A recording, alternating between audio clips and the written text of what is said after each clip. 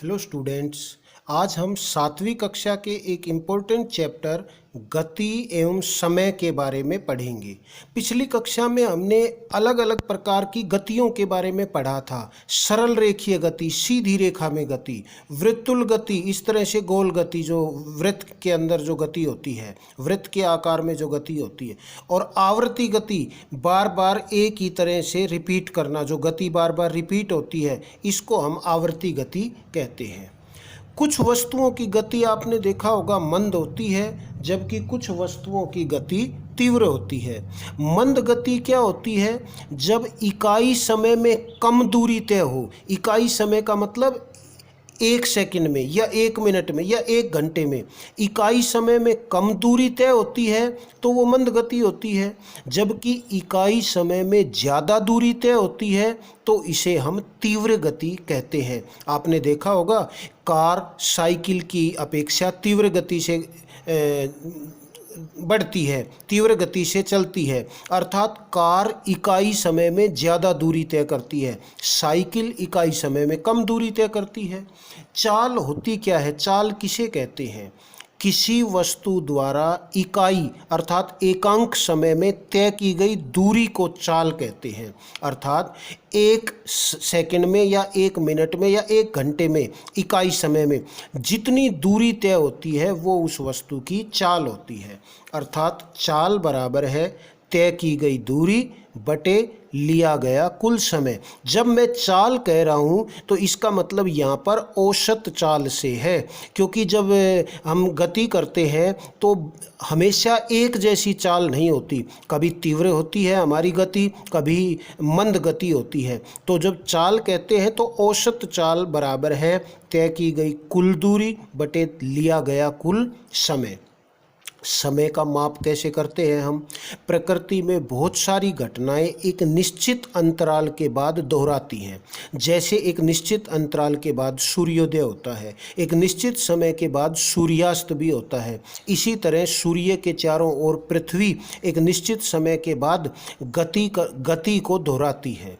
लेकिन ये तो थे बड़े बड़े समय अंतराल, लेकिन दैनिक जीवन में हमें छोटे छोटे समय अंतराल को मापने की भी आवश्यकता होती है। इसके लिए हम घड़ी का उपयोग करते हैं। घड़ी की जो कार्य विधि है वो आवर्ती गति का उपयोग करती है, जिसे सरल लोलक की सहायता से हम समझ सकते हैं।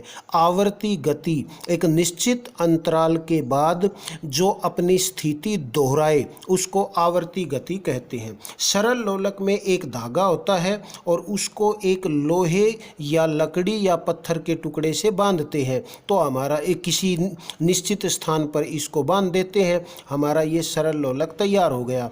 इसको यहाँ पर एक जगह ले जाकर छोड़ते हैं तो एक निश्चित समय अंतराल के बाद ये गति करता हुआ वापस इसी जगह आता है। अर्थात निश्चित समय अंतराल के बाद अपनी स्थिति को दोहरा रहा है। जो ये निश्चित समय है इसे हम समय की माप कहते हैं। ये सरल लोलक का ये वाला जो भाग है इसको हम दोलक या इसको हम गोलक कहते हैं। जो गोला होता है इसको हम गोलक कहते हैं। सरल लोलक की यह गति आवर्ती या दोलन का एक उदाहरण है। एक दोलन को पूरा करने में जितना समय लगता है, एक दोलन कब पूरा होता है? यहाँ से ये जो दोलक है यहाँ जाता है और वापस इसी जगह पे आता है, तो एक दोलन पूरा हो गया। और एक दोलन को पूरा करने में जो समय लगता है उसको हम आवर्तकाल कहते हैं। समय का मात्रक सेकंड होता है, समय का एसआई मात्रक सेकंड होता है, जबकि समय के बड़े मात्रक मिनट या घंटे भी होते हैं। चाल का एसआई मात्रक मीटर प्रति सेकंड, जबकि चाल के जो बड़े मात्रक है वो किलोमीटर प्रति घंटे भी होते हैं।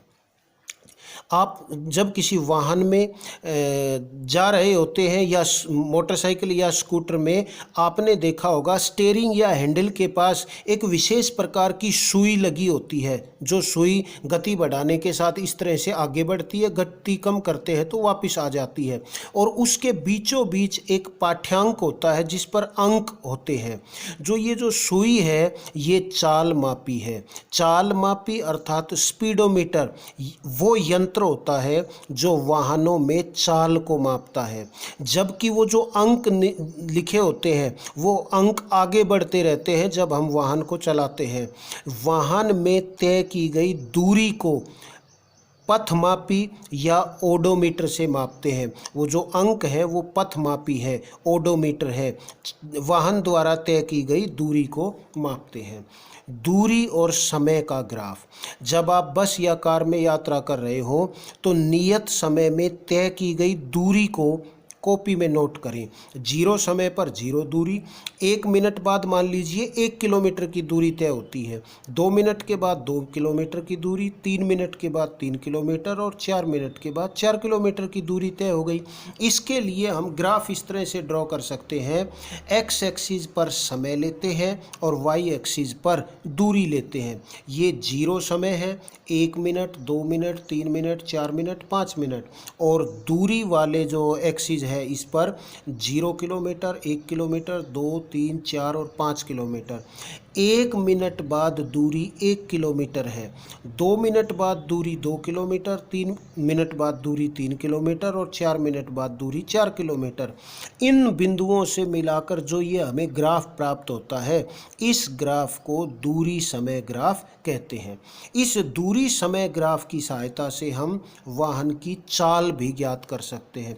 किसी भी बिंदु पर हम समय देख सकते हैं। यहाँ जो ये बिंदु है इसमें ये इस बिंदु तक पहुँचने के लिए कितना समय लगा और कितनी दूरी तय हुई, दूरी और समय ज्ञात करके दूरी बटे समय हम चाल ज्ञात कर सकते हैं। तो ये था गति तथा समय। वीडियो अच्छा लगा हो तो आपने लाइक बटन दबाना है और अपने फ्रेंड्स के साथ शेयर ज़रूर करना है। Thank you.